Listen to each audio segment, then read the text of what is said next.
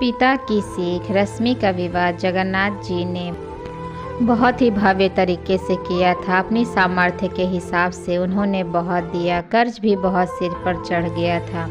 इकलौती बेटी को ससुराल वाले ज़्यादा ना सुनाए, इसके लिए उन्होंने ये सब किया था। बेटी ने कितना कहा, पापा मुझे अपने पैरों पे खड़ा होना है, पर बीवी अक्सर बीमार रहा करती तो उन्होंने सोचा चलो बीवी की बात मान लेते हैं, वरना बेटियां तो इतनी प्यारी होती है कि उन्हें कौन विदा करना चाहता है। पर यही रीत है, राजा जनक को भी बेटी विदा करनी पड़ी थी, तो हम कैसे बेटी को रख सकते हैं। अपनी हैसियत के हिसाब से जगन्नाथ जी ने बहुत लेन देन किया था, लेकिन बेटी की सास का चेहरा देख के लग नहीं रहा था कि वो खुश है। रश्मि की माँ कह रही थी, हाय मेरा दिल बैठा जा रहा है, जाने कैसे लोग हैं। फूल सी बेटी दे दी, फिर भी चेहरे कैसे बना रखे हैं, जाने कैसे रखेंगे मेरी बेटी को। विदाई के बाद रात आंखों में ही कटी। राजेश रश्मि का भाई पग फेरे की रस्म के लिए रश्मि को लेने गया, वहाँ भी अच्छे से उसका स्वागत नहीं हुआ। राजेश को कुछ सही नहीं लगा। अब रश्मि मायके में थी, अपने घर में, जिसमें उसने पहली बार आँख खोली, चलना सीखा, सपने देखे।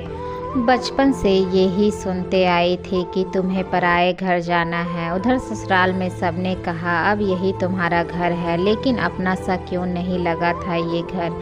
माँ के आंचल की महक क्यों नहीं है यहाँ। ऐसे ही सवाल रश्मि के अंतर मन में चल रहे थे, पर जवाब किससे मांगे। विवाह के बाद पहली बार मायके आई, बेटी का स्वागत सप्ताह भर चला। सप्ताह भर बेटी को जो पसंद है वो सब किया गया। वापस ससुराल जाते समय पिता ने बेटी को एक अति सुगंधित अगरबत्ती का पूड़ा दिया और कहा, बेटी तुम जब ससुराल में पूजा करोगी तब यह अगरबत्ती जरूर जलाना।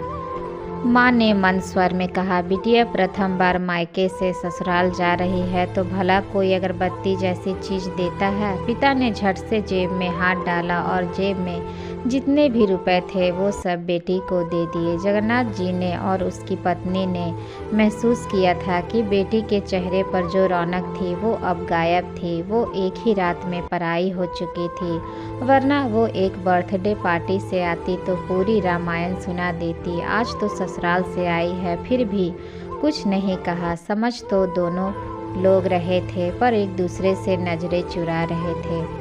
ससुराल में पहुंचते ही सासू माँ ने बहू का बैग टटोला और पूछा, तुम्हारे माँ बाप ने विदाई में क्या दिया है।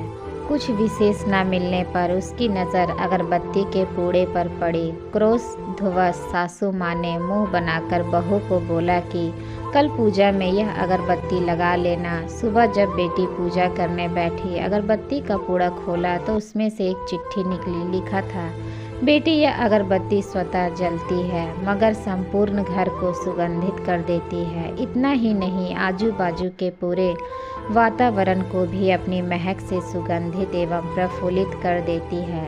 हो सकता है कि तुम कभी पति से कुछ समय के लिए रूठ जाओगी या कभी अपने सास ससुर जी से नाराज हो जाओगी, कभी देवर या ननद से भी रूठोगी, कभी तुम्हें किसी से बातें सुननी भी पड़ जाए, या फिर कभी आस पड़ोसियों के बर्ताव पर तुम्हारा दिल खट्टा हो जाए। तब तुम मेरी यह भेंट ध्यान में रखना, अगरबत्ती की तरह जलना। जैसे अगरबत्ती स्वयं जलते हुए पूरे घर और संपूर्ण परिसर को सुगंधित और प्रफुल्लित कर ऊर्जा से भरती है, ठीक उसी तरह तुम स्वतः सहन करते हुए ससुराल को अपना मायका समझकर सबको अपने व्यवहार और कर्म से सुगंधित और प्रफुल्लित करना। बेटी चिट्ठी पढ़कर फवा कर रोने लगी। सासू माँ दौड़ कर आई। पति और ससुर जी भी पूजा घर में पहुँचे जहाँ बहू रो रही थी। अरे हाथ जल गया, लग गया क्या? पति ने पूछा। क्या हुआ यह तो बताओ। ससुर जी बोले, सासू माँ आजू बाजू के सामान में कुछ है क्या? यह देखने लगी तो उन्हें पिता द्वारा सुंदर अक्षरों में लिखी हुई चिट्ठी नजर आई। चिट्ठी पढ़ते ही उन्होंने बहू को गले से लगा लिया और चिट्ठी ससुर जी के हाथों में दी। चश्मा ना पहने होने की वजह से चिट्ठी बेटे को देकर पढ़ने के लिए कहा। सारी बात समझते ही संपूर्ण घर स्तब्ध हो गया। सासू माँ उच्च स्वर में बोली, अरे यह चिट्ठी फ्रेम करानी है। यह मेरी बहू को मिली हुई सबसे अनमोल भेंट है।